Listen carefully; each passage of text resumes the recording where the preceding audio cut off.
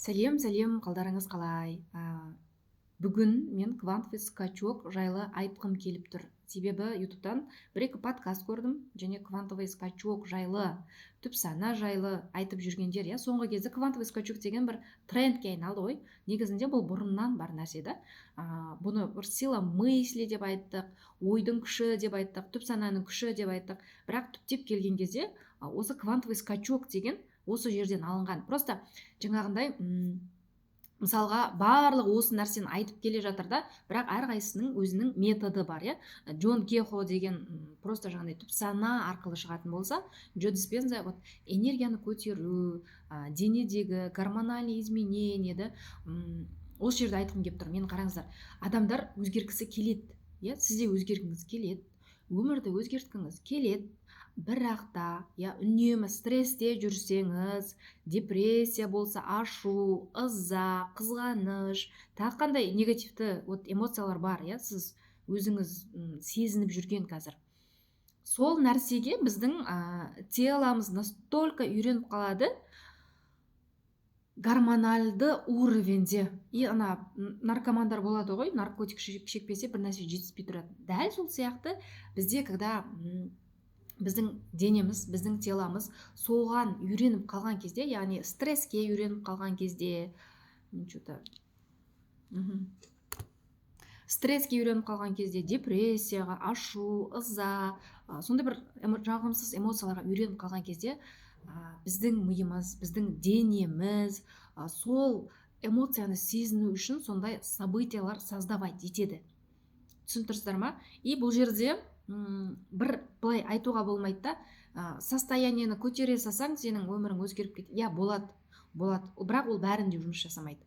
Қараңыздар, барлық адамда толық өзгеру болу үшін өзгеріс неден бастау керек? Бірінші, этап, мен өзім білмеймін, этаппен жұмыс жасағанды жақсы көремін. Барлық нәрсе түсінікті болған, ми үшін де, түп сана үшін де. Сондықтан қазір тыңдаңыздар. Осы нәрсені қолдансаңыздар, егер осы нәрсенің бәрін прям пук деп алып өміріңізге қолданатын болсаңыздар, онда реально өмірлеріңіз өзгереді. Ол бірінші состояние. Яғни сен өзіңнің сезінуің, сенің сезімдерің қандай? Сен өмірге қуанышты болып жүрсің ба? Өмір сүріп жатқаныңа бақыттысың ба? Илиба выживание болып жатыр ма? Сенде күресіп жатырсың ба? Өмір сүруге, аш қалып кетпеуге. Енді бұл нәрсені қазір мен сіздерге иллюзия, бұл вообще иллюзия дейтін болсам, сіздерге кішкене вообще түсініп ми қабылдамайды бұл нәрсені. Как это так деген сияқты. Бірақ реально так. Потому что квантовый әлем, квантовый әлемде әркім қазір әртүрлі түсіндіріп жүр. Квантовый скачок деген қазір бір тренд болып кетті ғой, бірақ бұл деген бұрыннан келе жатқан нәрсе ғой. Так. Яғни квантовый скачок жасау үшін осы үш состояниен, үш нәрсені, мен айтам қазір, үш нәрсені просто жасау керек. Сол нәрселер болмау керек сізде, чтобы сізде квантовый скачок болу үшін. Просто состояниен көтеріп, фук деп өсіп кетіп жатқандар да бар, олар да бар. Бірақ та осы жерде көбіңізде результат болмай жатса да, квантовый скачок жасай алмай жатсаңыз да, тегін видеоларды қарап жүрсіз, біліміңіз бар, психологиядан хабарыңыз бар, эмоциямен жұмыс жасай аласыз, бірақ та сіздің өміріңіз қазір өзгермей жатса, өзіңізді түсінбей жатсаңыз да, уже сенім қалмай бара жатса, қалай жасау керек, неден бастау керек? Мен уже шаршадым, проработка жасадым. Вроде қарасаң бәрі өзгеріп жатыр, бірақ менде неге өзгеріс жоқ деп жүрген болсаңыздар, мен сіздерге қазір жауабын айтайын. Бірінші ол квантовый скачок жасау состояние. Яғни сенің энергияң жоғары дәрежеде болу керек. Энергия жоғары дәрежеде болу деген ол благодарность состояниеде жүру, Только мимен емес, бұл банально болып кеткен нәрсе, мен түсінемін сіздерді. Қазір елдің барлығы айтады, риза бол, благодарный бол деп, бірақ та банально болып кеткенмен, бұл это так работает, это классно работает. Потому что Google-ды ашып қарасаңыздар, эмоциялардың өзінің соғу вибрациясы бар. Яғни сол жердегі ең жоғары герцтегі вибрацияны көтеретін, яғни мынандай нәрсе ғой, қазір түсінбей жатқан болсаңыздар, мен сізге айта кетейінші кішкене түсінік. Өмірді кімде өмір жақсы болады? кімге тез оңай ақша келеді, кімнің өмірі прям армандары фук тез орындалады. У того, кімде у кого прям вибрациясы жоғары. Ал вибрация жоғары болады қашан? Сен ризашылық состояниеде жүргенде, сен шексіз бәрін жақсы көре алған кезде, сенде ішіңде шексіз махаббат болған кезде. Яғни сен ешкімді өсектемейсің, ешкімді қызғанбайсың, негативті, бір сөзбен айтқанда негативті эмоция, мен жаңа атап кеттім ғой, сол эмоцияларда жүрмеген кезде, сенде позитивті эмоциялар болғанда, өмір сүргеніңе әр күніне қуанып, благодарна болған кезде, вот осындай состояние жоғары вибрациялық состояние. Дәл осы состояниеде сіздің арман мақсаттарыңыз тез орындалады, сіздің қалаған нәрсеңіз сіздің өміріңізге тез келеді.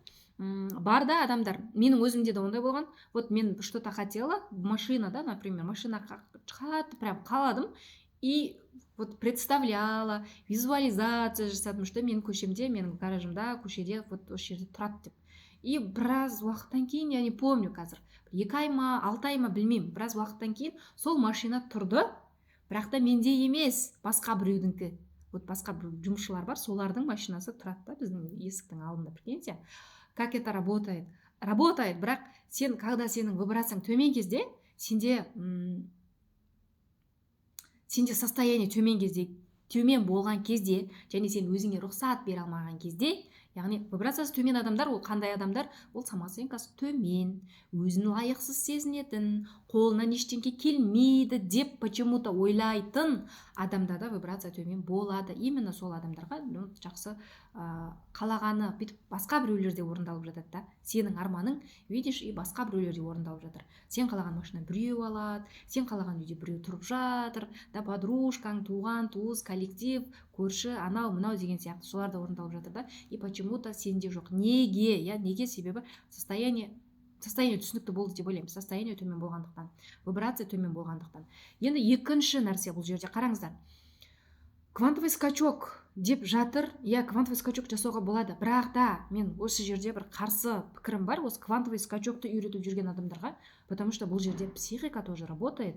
Психика тоже бізді защита қорғайды да бір нәрседен.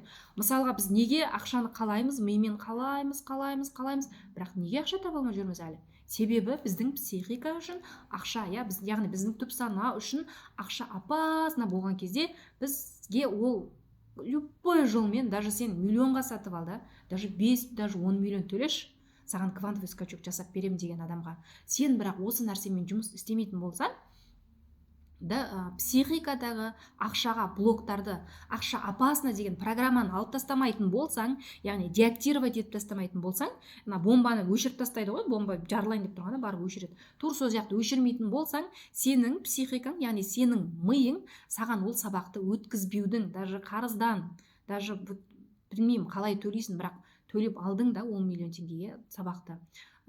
Қалай алсаң да, бірақ сенің миың ол нәрсені, ол практиканы жасатпайды саған. Себебі сенде ақшаға деген блок десем қазір банально болып кететін шығар, өзі құлақтарыңыз жара болған шығар. Былай айтайыншы мен, ақша сіз үшін опасно болып тұрған кезде, сіздің психикаңыз ол опасность, ол бомба. Біз бомба тұрған жерге бармаймыз ғой.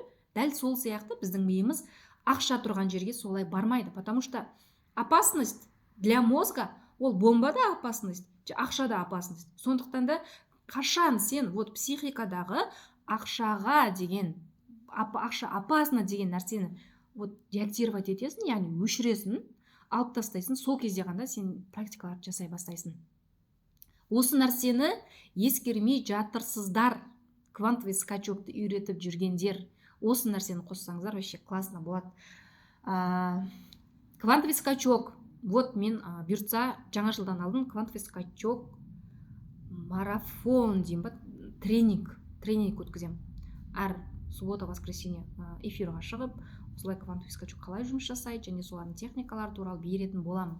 Кто хочет, прям жазсаңыздар болады маған. Солай, енді квантовый скачок жасаудағы тағы бір кемшілік деп айтайын ба, или жетіспейтін нәрсе деп айтайын ба, қалай айтсам екен, ол состояние, яғни біздің тағы өте пайдалы нәрсе, бұны мен өзімнің менторствомда, наставничествомда, қымбат курстарымда беріп жүрген тағы бір өте пайдалы нәрсе. Бұл прям қазір игнорировать етіп тастап кететін болсаңыз, ол енді өзіңізден. Может, миыңызда көрсетпей қоюы мүмкін да осы нәрсені, потому что пока сізге ақша табу опасно, өмірді өзгерту опасно, потому что ми үшін жаңағы мен айтып кеткендей, ми үшін өмірді өзгерту ол неизвестность. Міне прям мына вот стена тұр, дуал, иә, дуал дей ма қазақша, дуалдың арқасында не бар екенін бізге білмейміз да. Ол жерде болуы мүмкін бомба, қоз бір өртеніп кететін бір нәрсе. И дәл сол сияқты біздің миымыз үшін біздің болашағымыз, жаңа өмір, өзгеріс өмір, ол не пока неизвестно болған кезде ол жаққа бізді ми жібермейді. Сондықтан да мимен тоже жұмыс істеу керек, психикамен тоже жұмыс істеу керек. Одан кейін ғана состояние көтерген кезде прям сізде сол кезде квантовый скачок болады. Енді квантовый скачок жасап жүрген, мен жаңа айтқым келген сіздерге техника, квантовый әлемде мен физик емеспін. Мен мышлениемен жұмыс істеймін. Мышление болғанда психика, тұпсана, мышление бәрі осының ішіне кіреді. Квантовый әлемде мынандай нәрсе. Квантовый әлемде өткен шақ жоқ. Болашақ деген жоқ. Квантовый әлемде только қазіргі сәт деген нәрсе бар. Яғни, сондықтан қазір медитация, визуализацияны біз қалай жасаймыз? Біз вот какой-то армандаймыз да, и біз визуализациясында мен осы жерде жүрмін, и біздің ойымызда мына нәрсе болады. Когда-то все равно, білмеймін қалай келетін, қашан келетін, бірақ мен осы жерге барам деп визуализацияны сол үшін жасаймыз да, чтобы біз саяхаттау үшін, армандаған машинаны міну үшін, армандаған үйде тұру үшін, да, работает, бірақ біраз уақыттан кейін. Ал квантовый скачок деп айтып тұр ғой өзі аты, квантовый секрет, сенің өміріңде фук деп өзгеріс болып кету үшін, сен осы жерде визуализация жасаған кезде, дәл осы сәтте, дәл қазір мен миллионермін, дәл қазір менде осы машина бар, дәл қазір мен осы үйде тұрып жатырмын деген нәрсені жасау керек. Бұл просто қараңыздар, енді осы жерде мен қазіргі менің таңертең жеген тамағымыздың дәмін біз бір-бірімізге жеткізіп бере алмаймыз. Либо апельсиннің да, либо біз танымайтын жаңағыдай фруктылар келіп жатыр ғой. Солардың біз дәмін көрмесек, мысалға алғаш банан шыққан кезде біз бір-бірімізге түсіндіре алмайтынбыз да. Банан қауынға ұқсайды депші, дәмі қауынға ұқсайды, попробуй деп, помните? И оны түсінбейтінбіз да, и вообще бананның дәмі қауынға вообще ұқсамайды ғой. Оның вообще дәмі басқаша. И жаңағы неді? Мангоны тоже солай айтатынды да. Кішкене қауынға келе ма бір нәрсе, потому что біз дәмді жеткізе алмаймыз.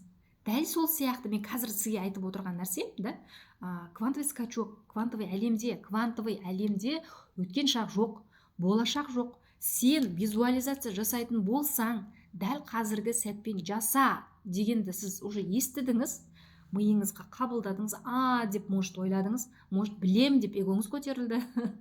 Бірақ та осы нәрсені қазір жасамайтын болсаңыз, өзіңіз жаңа бананды жеп көреміз, мангоны жеп көрген сияқты, сізде осыны практиковать етіп көрмесеңіз, сіз оны түсінбейсіз.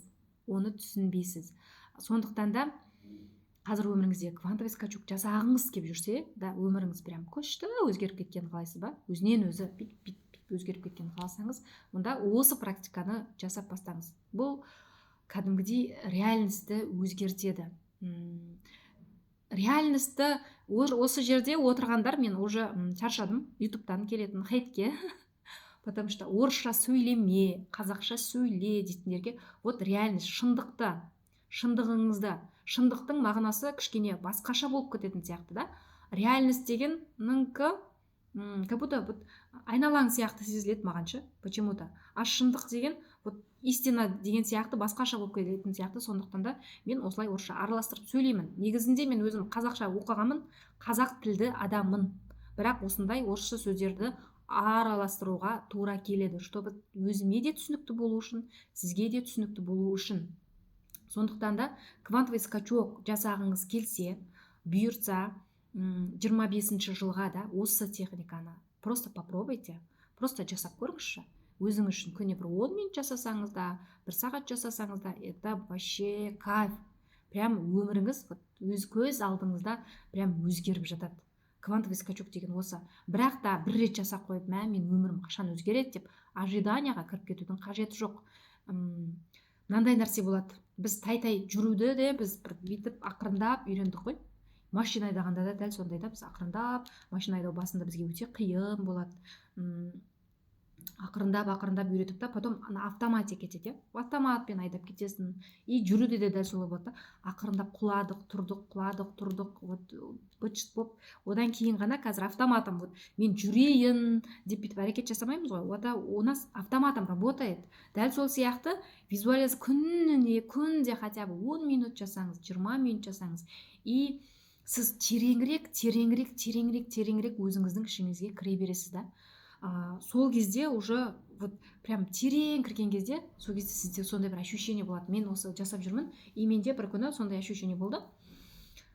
Отырмын, проработка жасап жатырмын, даже проработка емес, квантовый скачок жасағым келді. Отырмын, и сондай бір чувство болды. Менің счетымда теңге емес, бір миллиондар тұрғандай. Прям я прям чувствовала себя сондай бір бай адам ретінде. Құдайға шүкір, Аллаға шүкір, қазір менде барлығы бар ғой. Бірақ та все равно хочется да миға одан көбірек, шетел аралау, шетелде тұру, одан қымбат машина алу деген сияқты все равно хочется. Балаларыңды частный мектепте оқыту деген сияқты все равно хочется. Из-за этого мынандай ғой, сен қашан білдім мен все, менде бәрі жетеді деп тоқтаған кезде, именно осындай случай. Қазір мен есіме түсіп тұр. Білмеймін кім екенін, бірақ мен бала кезде естіген әңгіме. Папалардан, мамалардан, білмеймін, естіген әңгіме. Бір сол нәрсе менде қабылданып қалыпты да, эмоциональды түрде. Бір кісі болған дейді, өте жақсы жездеміз болды ма, или бөле болды ма, я не помню. Бірақ сондай біз папалардың араласатын сондай бір туысы. И ол айтады да, прям өте жақсы адам еді. Бәріне жақсылық жасап жүретін, бәрін ойлайтын, сондай жанашыр, сондай қамқор. И бала шағасының, қыздарының, туған туыс бәрінің жағдайын жасады да дейді. Бір күні отырып та, все, менде енді арман жоқ деген ғой. Сөйтіп сол күні түнде жүрек ұстап па, бір нәрседен қайтыс болған. Сондықтан сол кезде естіген әңгіме мынандай болды. Әңгіменің сути. Ешқашан мен все, Алла, мен тойдым деп айтпау керек дейді. Сен тойдым уже, все жетті, менде енді арман жоқ деген кезде сондай түрлі случайлар болуы мүмкін. Сондықтан да адам өмірге не үшін келеді? Қазір квантовый әлемді түсініп алғаннан кейін сізге менде қазір мынандай түсінік. Бәріміз иллюзияда өмір сүріп жүрміз. Иллюзияда. Өзіміз құрып алған, ата-анамыз, ата-бабамыз бізге жасап кеткен иллюзияда өмір сүріп жүрміз. Ақша табу өте қиын деп ойлаймыз. Отношениенің бәрі қазір көп адамдар, білмеймін, или менің әлемім сондай ма, күйеуі измена жасайтын адамдар өте көп келгендіктен мен солай қабылдаймын. Бірақ та білемін, что қазір измена деген өте көбейіп кетті. Потому что измена неден болады негізінде? Жауапкершіліксіз ер адамның қылығы ғой. Кішкене шаршағанда басқа жақтан қызықты, бақытты іздеу. И олар ойлайды, айналып мен отбасыма келем. И біздің қазақта да бір қызық мақалдар бар ғой. Адасқан ат қазығын табады дей ма, бір нәрсе деген. Қазығын тапқанмен бәрібір үйірін дей ма, ортасын бәрібір таба алмайды да. И осындай бір, білмеймін. Қазір мен нақты программамен шығып тұрған жоқпын сіздерге. Просто сондай бір инсайт келді, бөліскім келді, содан кейін шығып тұрмын. Сондықтан тақырыптан ауытқып болып жатсам, ренжімеңіздер да. И осындай түсінік болады, сенде иллюзияда жүрсің. Иллюзияда. И жаңағы измена жасап жүрген ер адам өзі де бақытты емес. Любовницасы да бақытты емес. Әйелі, бала шағасы да бақытты емес та. Бақытсыз, олар бақыт іздеп басқа жақтан бақыт тауып жүрмін деп ойлайды. На самом деле жоқ, просто бір сәттік қалауын қандырып, бір сәттік вот өзінің миын өзі алдап жүрген адамдар. Бақыт, қазір наверное менің айтып жатқанымнан шок болатын шығарсыздар, қабылдамайтын шығарсыздар, бірақ та бақыт ол сен өзің ғана да. Өзіңнің ішіңде бақыт болған кезде сенің айналаңдағы адамдар оны просто усилить етеді, көтереді, көбейтеді. Ал сен бақытты, да, осы жерде тағы бір нәрсе айтқым келіп тұр. Тағы бір нәрсе айтқым келіп тұр. Бақытты кейбір әйелдер бала шағасына салып алады. Бала шағасына салып алған бақыт, я, күйеуінен бақыт таппаған соң, күйеуімен отношение дұрыс болмағаннан кейін олар бала шағасына салып алады. Бала шағасы өседі, жетіледі, қызы күйеуге тиеді, тұрмысқа шығады, ұлы үйленеді. Сол кезде әйел балаларының отбасына араласа береді, өзін далада қалғандай сезінеді, өзін сол кезде настоящий, нағыз бақытсыз адам сезінеді. Неге? Себебі ол бақытын балалардан іздеді. Сондықтан мен үнемі айтамын, 4 сфера бірдей болу керек. Машинаның 4 дөңгелегі бірдей болу керек. 4 дөңгелек бірдей жүріп тұру керек. Ол қандай? Ол сенің өзіңнің жартың, яғни өзіңнің жартыңмен, күйеуіңмен, әйеліңмен отношение күшті болу керек. Балаларсыз, балалар ол жерге араласпау керек. Бірінші сол, екінші нәрсе өзіңнің личный расходың болу керек, личный табысың болу керек. Сенің күйеуің обеспечивать етуге, я, міндетті, бірақ та әйелдің өзінде де табыс болу керек, қандай да болсын. Сол кезде ғана әйел өзін кішкене толыққанды сезіне бастайды. Өзін сол кезде ғана бір сенімді сезіне бастайды. Потому что ол қаласаңыз да, қаламасаңыз да, сізде өзіңізде табыс болмаған кезде все равно сіз өзіңізді басқалардан төмен сезініп тұрасыз. Сондықтан да осы нәрсе болу керек. Үшінші айтатын нәрсем, ол менің бір қызығып жасайтын жұмысың болу керек. Сен қызығатын, потому что біз өмірге келдік та, и біздің миымызға әсіресе да, вот қазақтардың миын сіңіріп тастады.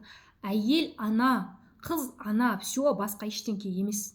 Вот сол баяғы ата бабамыздың заманындағы сол түсінік әлі де жалғасын тауып келе жатыр да арамызда.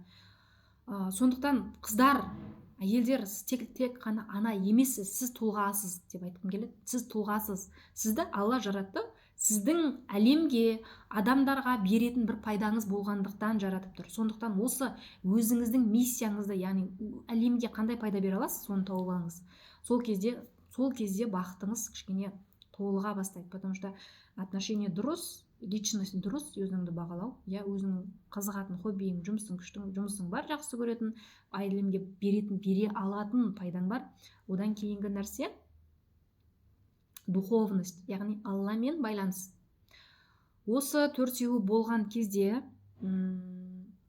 сенде осы төртеуі болса, сен ешқашан бақытсыз болмайсың. Қазір маған өте көп предприниматель, вот ақшамен проблемасы жоқ адамдар келеді. Олардың проблемасы что-то не хватает дейді да. И өміріне қарасаң, не отношение дұрыс емес, бар, ақшасы бар, барлық нәрсе жетеді, и отношение дұрыс емес, балалармен отношение дұрыс емес, Алламен отношение дұрыс емес, өзімен өзі гармонияда емес, өзін жоғалтып алған.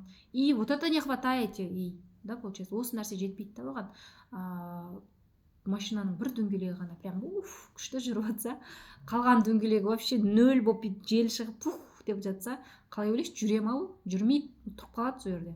Дәл сол сияқты бақытты, я, иншаллах, бәріңіз де жетесіздер. Бәріңіз қазір кредитін жауа алмай, ақша таба алмаймын, ақша менің табу қолымнан келмейді деп отырғандар просто осы ойдан арылу керек. И бәріңіз де иншаллах осы күнге жетесіздер. Ақшаның барлығы жетеді, и как будто мне что-то не хватает деген. Вот сондықтан, чтобы осы нәрсе бақытты болған кезіңізде, чтобы не хватало вот это, вот нехватка болмау үшін, осы пустота болмау үшін, осы 4 нәрсе түгел болу керек. Бұл нәрселерді менторствомда беріп жатырмын мен негізінде, толықтап, кәдімгідей тереңірек. И менің миссиям, менің қалауым, жанымның қалауы адамдарға көмектесу, қолымнан келгенше көмектесу. Сондықтан алыңыздар, осы нәрсені қолдансаңыздар өміріңізде. Төртеу түгел болмай төбеде келмейді деп біздің қазақта біліп айтқан ғой негізінде көп нәрсені.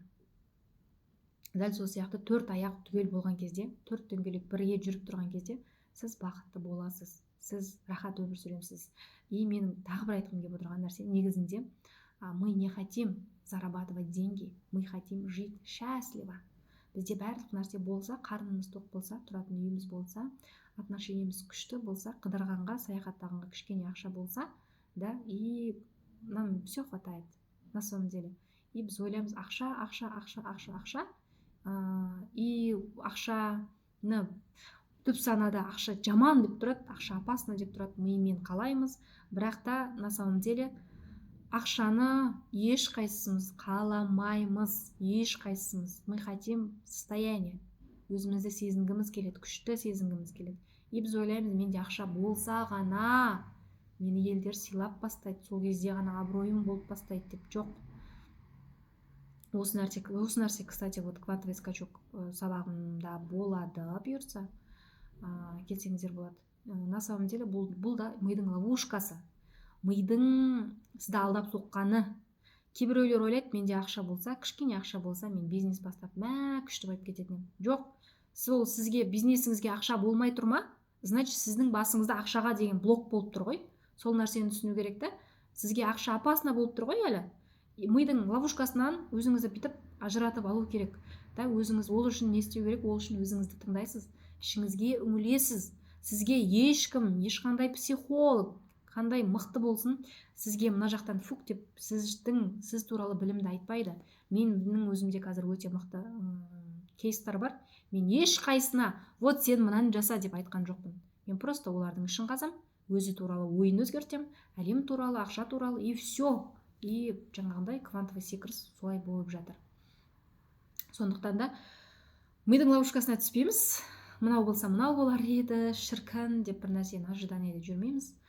Дәл қазіргі сәтте, квантовый әлемде, дәл қазіргі сәтте сіздің бай халіңіз де бар, кедей халіңіз де бар, бақытты халіңіз де бар, бақытсыз халіңіз де бар.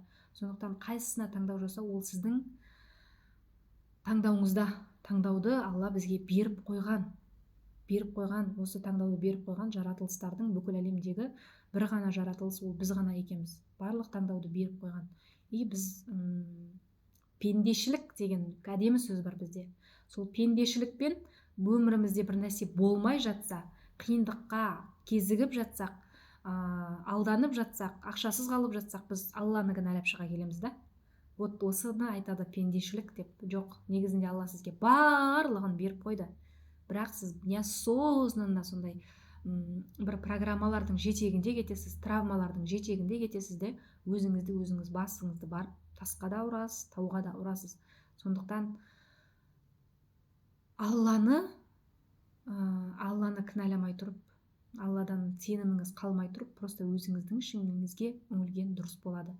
Ол үшін мен тағы да айтамын, мен бұны айта берем, 1000 адам айтсын, травма не работает деп, миллион адам айтсын, бірақ мен айтамын, травма работает. Потому что маған опытымда өте көп қыздар бар. Например, осы менторствоға бір қыз келді. 15 миллион теңгесін психологқа берген, бірақ 1 грамм результат алмаған. Представляете?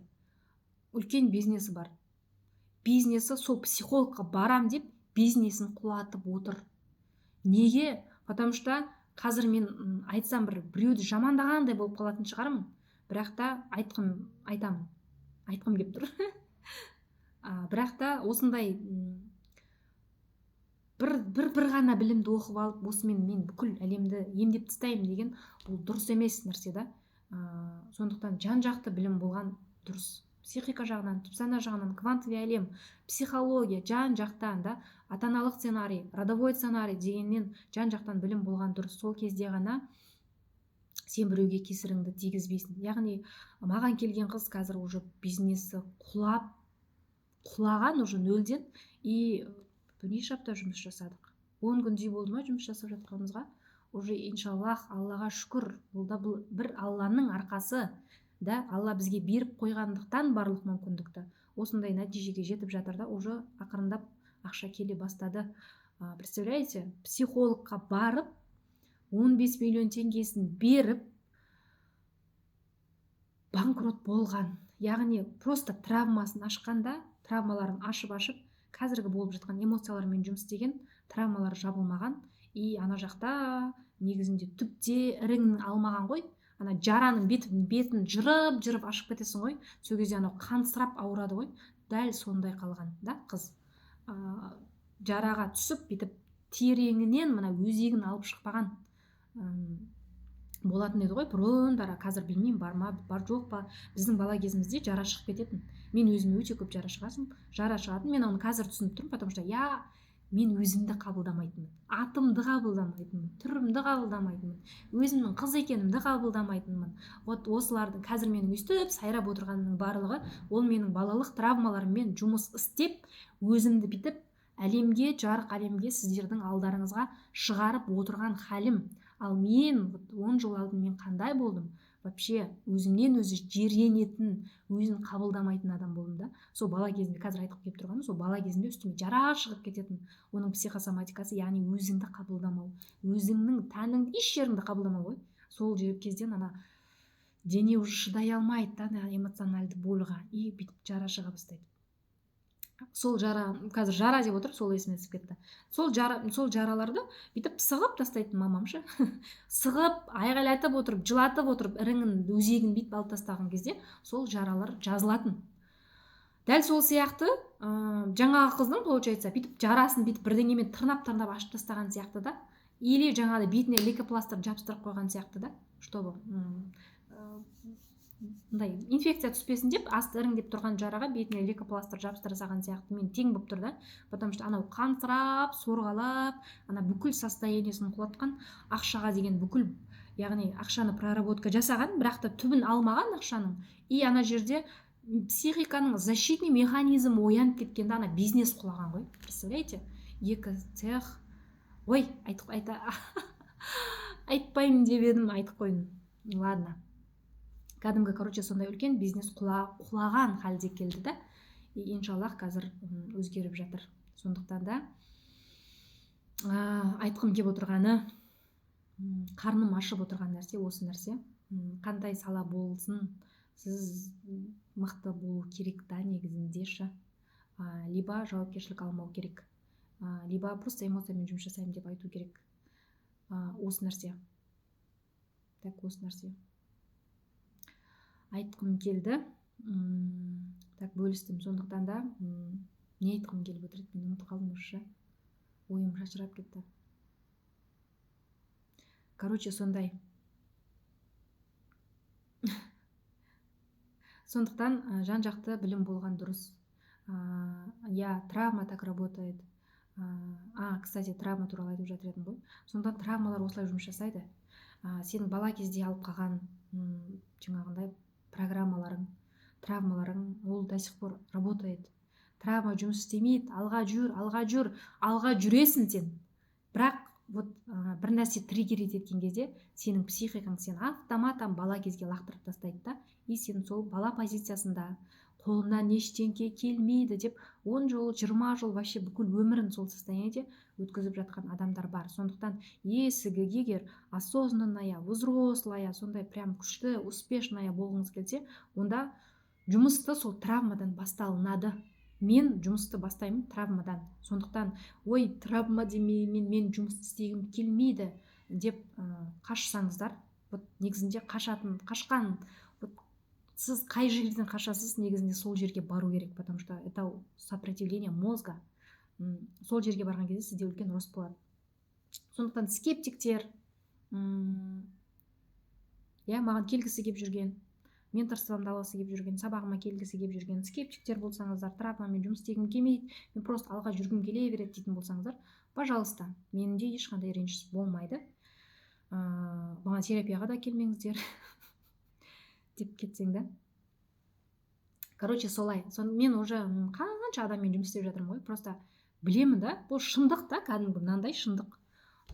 И қанша жаңағындай үлкен торговый центрдің туысқандары бар.